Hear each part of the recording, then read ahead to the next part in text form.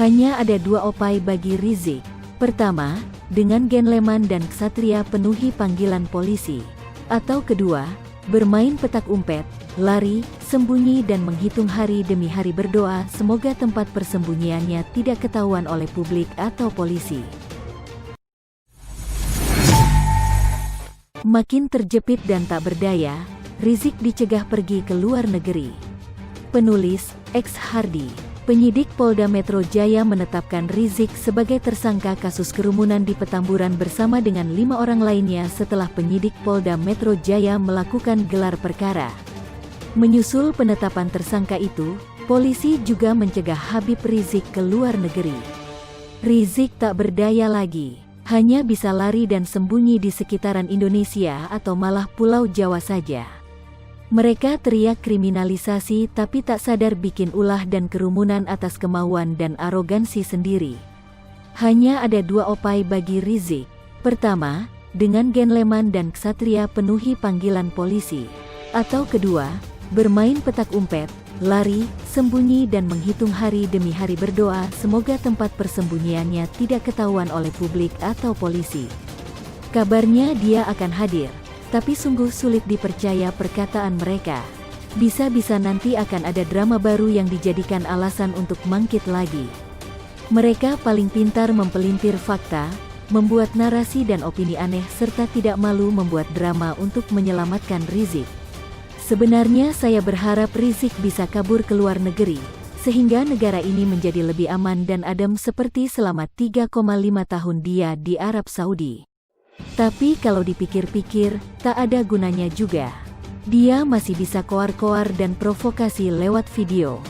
Jadi ada benarnya, dia dicekal ke luar negeri.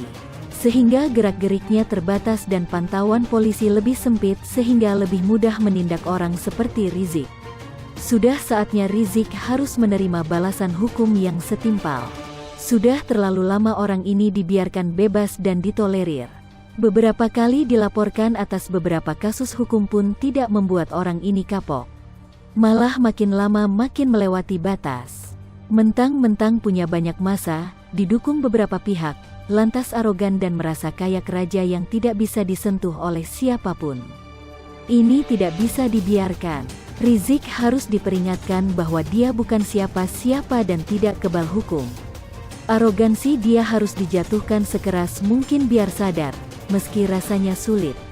Mengingat dirinya suka kabur, akan jauh lebih baik kalau dia dicekal juga untuk keluar Pulau Jawa, bila perlu cekal keluar provinsi. Orang ini suka teriak-teriak di depan pendukungnya seolah paling berani, padahal paling penakut. Nyali setipis kertas, lagaknya sebesar raksasa. Dia pernah mengatakan saat Ahok terkena kasus, meminta hakim menahan Ahok karena berpotensi melarikan diri. Geli dengernya. Sekarang terbukti siapa pengecut dan penakut sejati. Ternyata saat itu Rizik menghina dirinya sendiri sampai pada titik terendah. Ternyata dialah yang seharusnya ditahan sedari dulu saat dilaporkan karena kabur sejauh mungkin selama 3,5 tahun. Bukan Ahok yang dia maksud, tapi dirinya sendiri, hehehe. Pengecut, meskipun ditutupi dengan suara yang terdengar garang dan lantang, tetap saja cepat atau lambat akan ketahuan.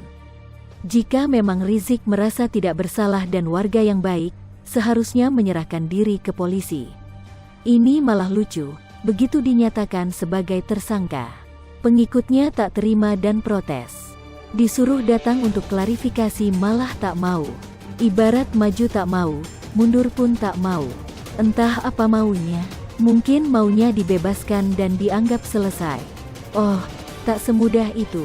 Silahkan adu argumen di kantor polisi atau pengadilan berdasarkan bukti yang dimiliki masing-masing pihak.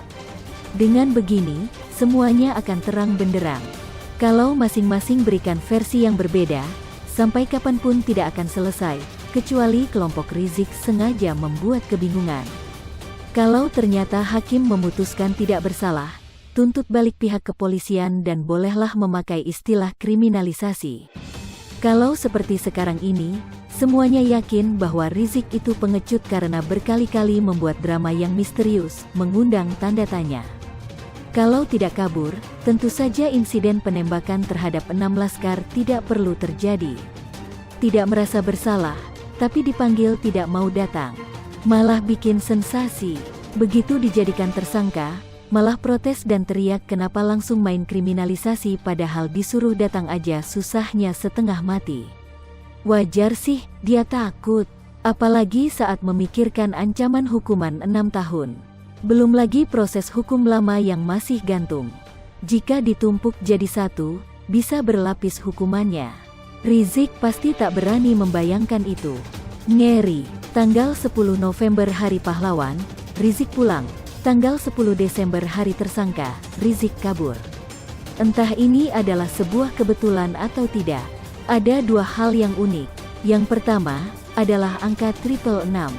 6 laskar tewas, 6 tersangka kasus kerumunan dan Rizik terancam 6 tahun penjara. 666 ini sudah ditulis oleh salah seorang penulis lain. Kali ini akan saya tuliskan kebetulan yang lain.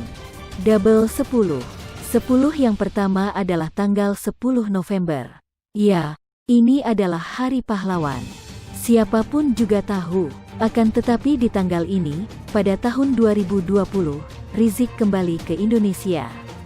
Pesawat mendarat di Bandara Soekarno-Hatta sekitar pukul 9 pagi. Jalan tol macet total. Bandara lumpuh total. Penumpang pesawat terpaksa jalan kaki jauh untuk menuju bandara. Pesawat terpaksa delay beberapa jam. Panitia penjemputan Rizik menyalahkan pemerintah karena terjadi kelumpuhan jalan tol bandara karena penjemput Rizik yang membludak. Bahkan ada fasilitas umum bandara yang rusak. Luar biasa euforia mereka. Pendukung semangat dan antusias karena rindu dengan Rizik yang lari ke Arab Saudi selama 3,5 tahun. Kekacauan dan kerumunan yang mereka buat malah dianggap sebagai salah pemerintah. Menurut mereka, seandainya sejak awal aparatur pemerintah mengantisipasi bakal ada banyak pengikut Rizik datang ke bandara, kemacetan parah serta keterlambagan calon penumpang pesawat seharusnya bisa dihindari. Seharusnya pemerintah mengondisikan, mengatur jauh-jauh hari sehingga bisa tertib. Begitulah mereka, arogan, salah tapi menyalahkan orang lain, padahal mereka adalah kambing hitam sejati. Mau menang sendiri, tidak peduli dengan orang lain. Rizik pun bangga dijemput banyak orang. Bayangkan dipanggil oleh ribuan pengikutnya. Rizik terlihat gagah di dalam mobil, setengah badan keluar dari atap mobil terbuka. Disambut bak pahlawan. Maklum pulangnya tepat pada Hari Pahlawan. Tapi itu semua hanya berlangsung kurang dari seminggu. Sesudah pulang, Rizik masih belum kapok, malah seakan kayak raja yang bebas berbuat seenaknya. Hadiri acara di Tebet dan Megamendung. Lalu bikin acara maulid dan pernikahan anaknya di Petamburan. Publik marah, kesal kenapa kerumunan seperti itu dibiarkan terjadi. Penindakan tidak tegas, seolah takut dengan sosok bernama Rizik. Akhirnya penindakan pun dilakukan. Banyak orang dipanggil, termasuk gubernur ibu kota. Pengikut Rizik pun arogan. Beberapa kali arogansi mereka berujung malapetaka. Salah satunya adalah baliho Rizik diturunkan paksa. Beberapa warga di berbagai kota demo menolak Rizik yang dianggap sebagai biang kekacauan dan keributan. Ketika tiba giliran Rizik akan dipanggil, drama pun terjadi. Tujuannya untuk mengelak. Seolah sudah mencium bau ini, usai acara di Petamburan, Rizik mengaku akan istirahat. Tidak akan menerima undangan dari manapun. Diam di rumah. Dari sini sudah mulai timbul kecurigaan. Benar saja, tiba-tiba saja sudah beredar kabar dia dirawat di rumah sakit. Publik berpikir, apakah dia positif COVID-19? Itu dibantah FPI yang berkata Rizik sehat cuma butuh istirahat. Sudah swab tes tapi tak mau dipublikasikan. Malam Minggu, Rizik keluar rumah sakit lewat pintu belakang. Dipanggil pertama kali, tak hadir karena alasan kesehatan. Akan dipanggil kedua kali, tiba-tiba sekeluarga masuk jalan tol dini hari dengan alasan pengajian internal. Ini jadi penyebab terjadinya insiden penembakan terhadap 6 laskar pengawal Rizik. Dengan alasan keamanan, Rizik kembali mangkir.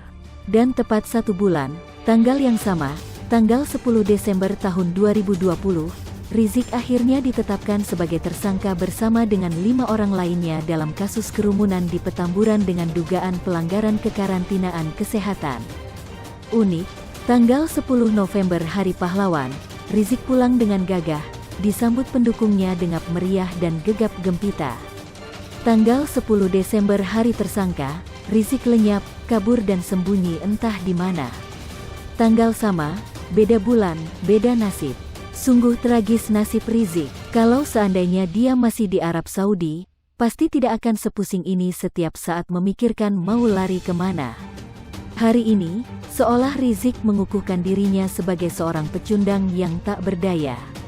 Hanya satu yang diharapkan masyarakat, Rizik tak lagi bikin drama lari-larian. Datang dan bersedia diperiksa. Datang sendiri tanpa pengawalan massa. Dan kalau terbukti bersalah, mau jalani hukum sampai beres. Berani, kita tunggu.